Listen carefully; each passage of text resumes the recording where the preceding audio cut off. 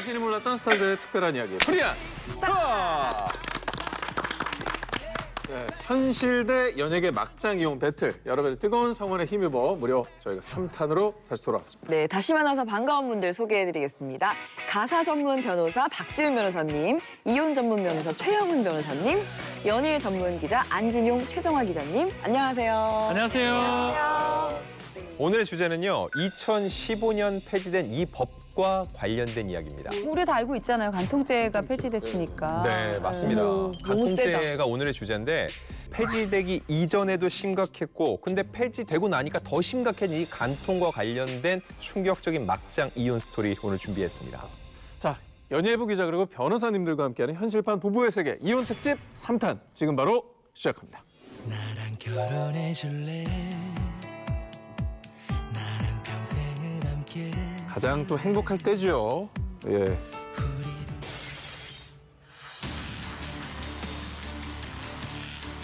야, 너 엄마야 아빠야 선택해. 엄마 아빠 이혼할 거야. 바람이라니. 아 그거 진짜 오해야. 걔랑 나랑 맹세코 아무 사이도 아니야. 아무 사이도 아닌데 둘이 같이 놀러 다니고 밤새 문자 주고받고 그러냐? 아유. 어우, 이게 뭐 하는 짓? 아이고. 인연이 미쳤나? 너야말로 미쳤니? 제정신이야? 네, 저희 키워드만 봐도 기가 막힌 스토리가 펼쳐질 것 같습니다. 자, 간통에도 이유가 있어. 책임 전가형 막장 이혼부터 살펴볼게요. 자, 이 사연은요. 꿈에 그리던 이상형과 결혼을 꿈꿨던 사람인데요. 민들레 씨 부부의 이야기입니다. 민들레 씨가 이중생이라는 사람을 만났어요. 이름이 조금 그렇습니다. 이중생이라는 사람을 만났었는데 이 이중생 씨가 상당히 잘생겼습니다. 키도 크고 185cm, 어깨가 딱 벌어져 있고요. 눈썹도 막 껌댕이 눈썹을 하고 있고 성격도 좋습니다. 아이고. 그리고 언변도 유머러스합니다. 아주 좋은데 가장 강력한 장점 중에 하나가 경제력이 빵빵했던 거예요. 진짜 모든 걸 다 갖췄네요. 다 갖고 있습니다. 모든 조건이 오상진인데요? 네, 거의 오상진 네. 씨하고 비슷한데 좀 다른 게 있어요. 어깨가 좀 요즘 많이 처져요. 소비는 아닌데. 어깨가 좀 처지고 있어요. 자, 직업이 좀 달라요. 유명한 외제차 셀러였습니다. 전국에서 판매 순위 1등을 했던 판매 왕 딜러구나. 예, 대단한 사람이었습니다. 알콩달콩한 아주 안 먹어도 배부르는 신혼생활을 즐기는데 남편하고 남편의 친구들 만난 자리에 갔다가 약간 충격적인 얘기가 들립니다. 남편의 친구가 남편한테 이중생 씨한테 너 묶었는데 괜찮냐라는 질문을 듣게 돼요. 뭘? 어머! 근데 남편이 그 피임을 한 거 아니에요? 묶은 거면 수술을? 예. 약간 정관 수술 그런 얘기입니다. 예. 아니 근데 결혼 전에 민들레 씨랑 얘기가 잘 됐다고 하면 이건 아무 문제 없는 거 아니겠습니까? 그래 되면 상관이 없는데 민들레 씨는 무남 동료로 자라왔습니다. 그래서 많은 좀 가족을 낳고 이렇게 살고 싶은 게 꿈이었는데 뭐냐 이거 왜 이렇게 어떻게 된 거냐라고 남편 이중생 씨한테 따져 물으니까 네가 아이를 너무 원했기 때문에 어쩔 수 없이 이렇게 묶었다. 정관 수술을 했다라고 얘기를 하면서 이왕 알게 됐으니까 이제 노력하지 말아라고 얘기하면서 적반하장으로 사과도 안 나왔다고 하고 합니다. 뻔뻔해. 또 여기서 한 가지 말씀드릴 이야기가 있습니다. 사실은 재혼 가정이었어요. 민들레 씨는 말씀처럼 초혼인데 이중생 씨가 지금 두 번째 재혼을 지금 한 상황인데 민들레 씨 입장에서는 뭐 남편 상당히 사랑했고 그거에 대해서 묻질 않았다고 합니다. 관심도 없었고 별로 뭐 생각을 안 했었는데 뭐 묶었다는 얘기가 나오니까 그때부터 좀 남편의 어떤 생활이 궁금해지기 시작했다고 합니다. 보니까 조금 뭐 늦게 집에 오고 또 야근도 하고 또 외박도 하고 이런 횟수가 좀 많아진다고 생각을 했다고 합니다. 또 주말이나 새벽에 뭐 골프한다고 나가기도 하고 그래서 집을 많이 비우는 날이 있었다고 하네요. 집을 많이 비운다 그러니까 이제 저는 바로 또 촉이 옵니다. 저희가 저희 특집에서 이름 힌트가 센 것 같아요. 이중생. 그죠? 이중생. 이중생활 아니야? 그런 거 아닙니까 지금? 민들레는 이제 한결같이 쳐다봤는데 이중생 예. 이중생활을 했네. 이재 씨 또 우리 오상진 씨 촉이 팍 발동을 하는데 어느 날이었어요. 새벽 2시에 남편한테 전화가 걸려옵니다. 2시에? 남편이 전화를 받습니다. 수화기 넘어 우는 여자 목소리가 들려요. 아, 좋지 않다. 느낌이 좋지 이게 않다. 뭐야? 갑자기 뭔가 일이 생겼다. VIP 고객 상이 좀 생겼다. 라고 얘기하면서 밖에 가버렸어요. 갑자기? 나간 다음에 다음 날, 다다음 날까지 오지 않습니다. 그리고 한 3일 정도 지난 이후에 집에 왔고요. 집에 와서 뭐냐 이게 도대체 뭐 하는 짓이냐 전화도 맞아. 안 받고 얘기를 하니까 발인을 좀 도와주느라고 다 마무리 짓고 오느라고 늦었다라고 핑계를 댔습니다. 일단 말이 안 되기도 말도 안 하고. 야심한 밤이 됐습니다. 밤이 되니까 남편이 베란다 가더니 전화 받는 모습을 이렇게 목격을 하게 됩니다. 어허. 민들레 씨가. 내용이 좀 충격적이에요. 우리 애기 이젠 좀 괜찮니? 라는. 애기?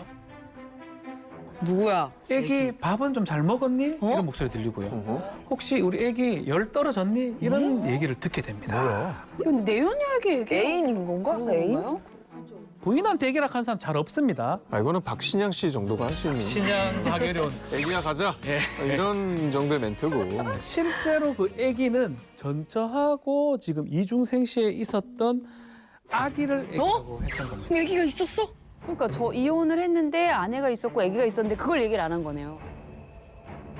자, 근데 여기서 이제 좀 뒷목을 좀 잡을 만한 대목이 뭐냐면 예. 아기가 네네. 사람이 아니에요. 사람이 아니에요. 반려견, 반려묘였던 거예요. 동물이죠, 동물. 미친 거 아니야? 예.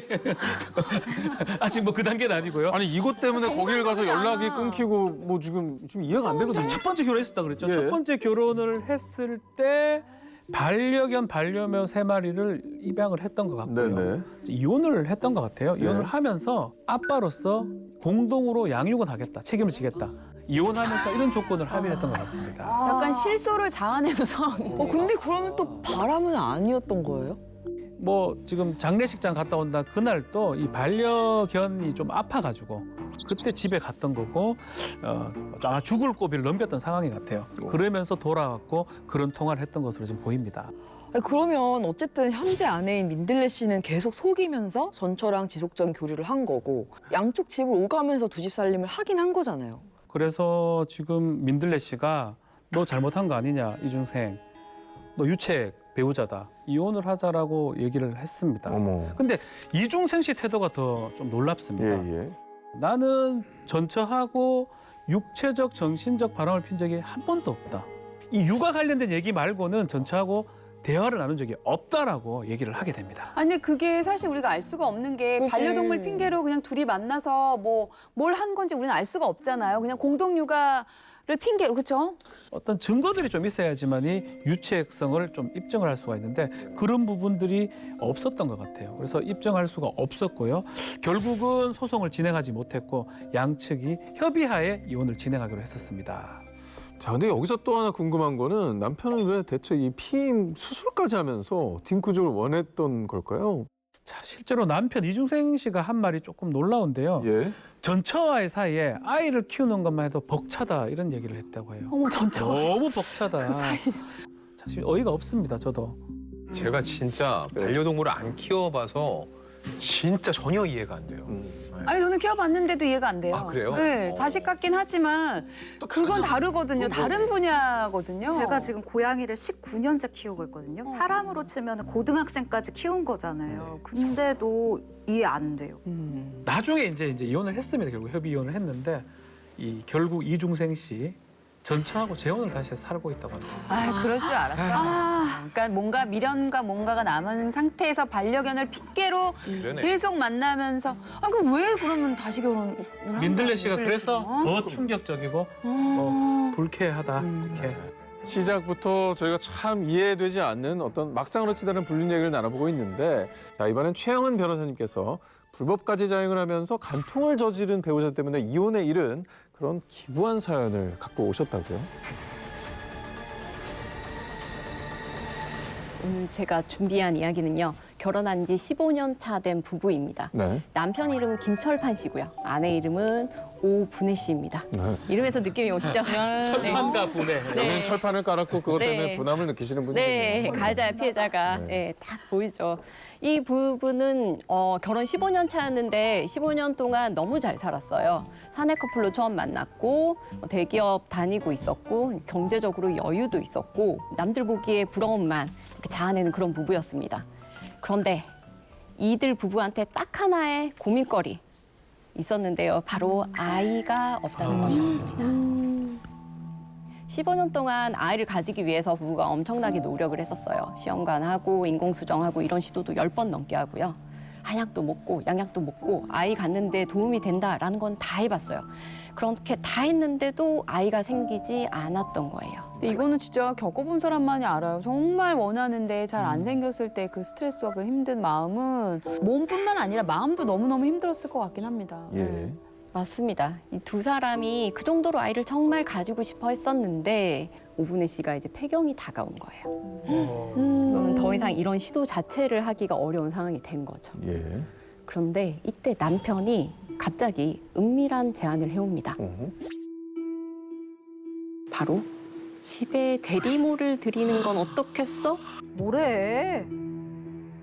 불법이지 않나요? 이 대리모라는 대리모 것 우리나라에서 자체가? 완전 불법이잖아요. 예. 네. 이게 불법이다, 합법이다 이야기가 조금 애매해요. 대리모 부분은 사실 법률상 규정이 없는 부분도 꽤 있습니다. 우리나라에 있는 법률을 현행법을 기준으로 말씀을 드리면 이게 우리가 생명윤리법이라고 이야기를 하는데 금전이나 재산상 이익, 그 밖에 반대급부 이런 걸 조건으로 배아나 난자, 정자를 제공하거나 이용해서는 안 된다고 되어 있고 조건이 없는 경우에는 또 가능한 금전작 대가가 있으면 문제가 되고 하여튼 여러 가지 빈 곳은 있긴 하네요. 예, 법이 약간 아직까지는 완비가 안 됐다고 와, 보는 너무 거예요. 충격적이다. 자, 거기다 이제 난자 정자를 채취해서 이식하는 것도 아니고 집에 들인다라는 그게 좀- 거는 안방으로 대리모를 불러서 직접 관계를 맺겠다는 이야기를 한 거거든요. 충격이다. 너무 예전 얘기 같은데 그렇게 예전 얘기도 아닙니다. 와, 충격이다. 이거. 그렇게 부부는 브로커를 통해서 가족 없이 지방에서 혼자 살고 있었던 세터민인 나혼자 씨를 소개받습니다. 네. 이분은 세터민이지만 신분은 굉장히 확실했어요. 네. 그리고 부부는 이 관계에 대해서 이제 꼼꼼하게 계약서를 작성을 했습니다. 계약금 2천만 원 지급하고 임신이 확인되면 3천만 원을 지급하고 그리고 아이 출산한 다음에 이제 요 의뢰한 이 부부의 아이로 출생신고까지 잘 마치면은 다시 5천만 원을 추가로 지급하고 전부 다 상세하게 계약서에 다 담았습니다. 대리모 나혼자 씨는 이렇게 계약을 하고 3개월도 채 되지 않아서 임신에 성공을 했고요. 아이를 낳아서 부부의 자녀로 출생신고도 했습니다. 아이의 첫돌이 막 지난 어느 날 나분혜 씨는 갑자기 법원에서 등기 우편 한 통을 받게 됩니다. 왜? 우편물의 정체는 바로 남편 김철판 씨가 보낸 이혼 소장이었습니다. 갑자기 왜 잘 살고 있지 않았어요? 대리모가 보낸 줄 알았는데 돌려달라고. 돌이 딱 지난 거면 지금 굉장히 행복할 텐데 왜 이혼해요 갑자기? 김철판 씨가 아주 당당하게 이야기합니다. 나 사랑하는 사람이 생겼어. 그러지 마. 설마. 이건 누굴까요? 짐작이 되십니까? 아이고 뭘 물어보세요. 그냥 뭐. 나 혼자 네. 나 혼자 맞습니다. 그 나혼자 씨와 김철판 씨 이분들이 처음 관계를 맺은 날부터 아내 몰래 1년 넘게 만남을 이어오고 있었고 아이가 점차 커갈수록 나혼자 씨가 김철판 씨한테 계속 이혼을 요구하고 양육권을 요구하고 한 거예요.